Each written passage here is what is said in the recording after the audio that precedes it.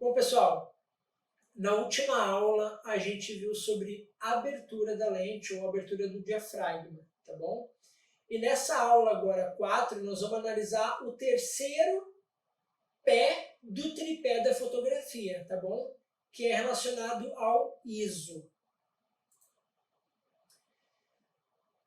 Vamos lá, introdução sobre o ISO. O entendimento dele é fácil, mas requer um pouquinho mais da sua atenção, tá?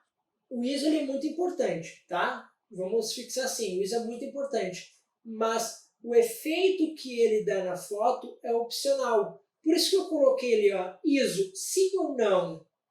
Isso vai depender do seu estilo, tá bom? E como eu botei aqui do lado esquerdo, você define o seu estilo. E estilo eu escrevi até com números. Então, usar ou não o ISO, no caso, ou dependendo da configuração que você utilizar para o ISO, é basicamente estilo, porque a tecnologia que a gente tem hoje ela é muito forte, muito potente e bem inteligente, tá bom? Mas um exemplo, por exemplo, o ISO, né? Na imagem ali da torre, à esquerda a gente tem menos grãos e na imagem da direita, ou na parte da direita, né, a gente tem mais grãos. E você pode observar ali, ó, ISO 3200, tá vendo?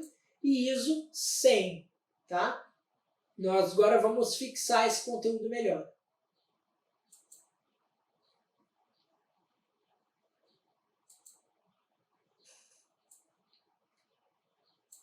Mas afinal, né, para que serve o ISO?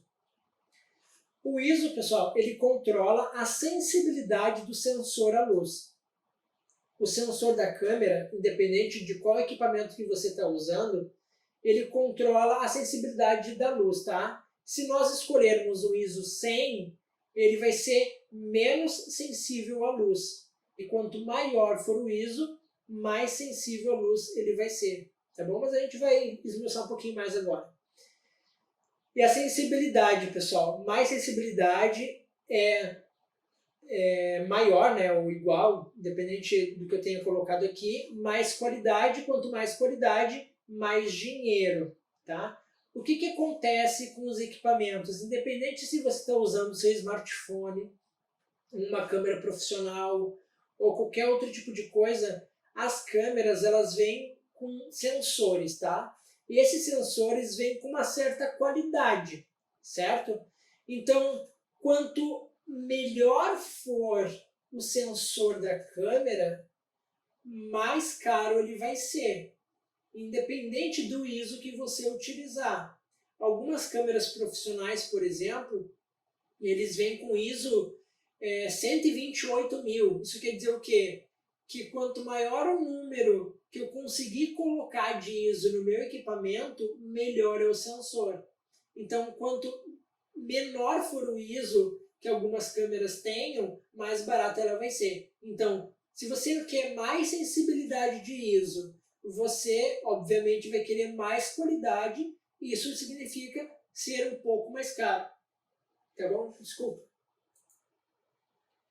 Bom, o ISO, pessoal, para que serve o ISO? Como eu disse no início dessa aula, ele hoje, com os equipamentos que a gente tem, ele determina o estilo da sua fotografia, tá bom? Por exemplo, quanto menor o ISO... Tá, Roger, mas como que eu utilizo o ISO baixo, né? O ISO a 100, por exemplo? Nesses casos, você vai utilizar para fotografar objetos que estão bem iluminados, tá bom? Como, por exemplo, fotos de dia e fotos de detalhes. Por que fotos de detalhes com ISO baixo? Porque você não quer uma foto de detalhe cheio de grãos, certo? Então, você vai usar ISOs baixos quando o seu ambiente ou o seu assunto principal estiver bem iluminado, tá? E se você quiser fotografar à noite, hoje, alguns celulares já estão com um software mais inteligente.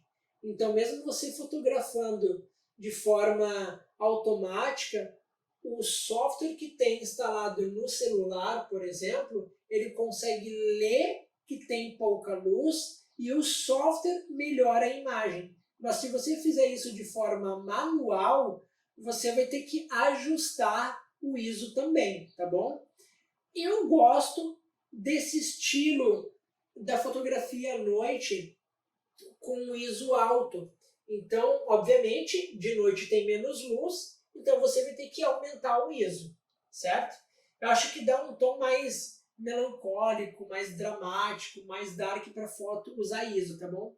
Ele também fica muito bonito também para fotos jornalísticas de noite.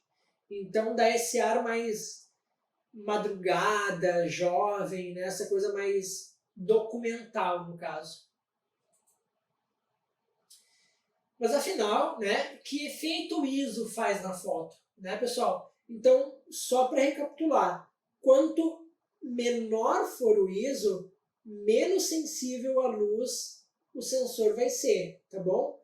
E também vai ter menos grãos. A gente acabou de ver no slide anterior, né, fotografando de dia, ali uma xícara, os detalhes, né?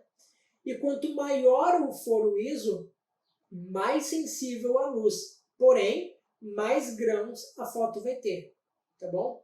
É possível fazer uma foto com grãos de dia? É possível, mas depois a gente vai ver melhor quando a gente chegar nessa parte mais artística, tá? E quando a gente juntar o tripé inteiro. E é possível ter uma foto com menos grãos de noite? É possível, tá? Isso, como eu repetindo, vai depender muito do seu estilo, tá bom? Hoje em dia, pessoal, você fotografa com ISO 100 e a pessoa vai lá no aplicativo e coloca grãos. Também é possível, tá bom? E até retirar também.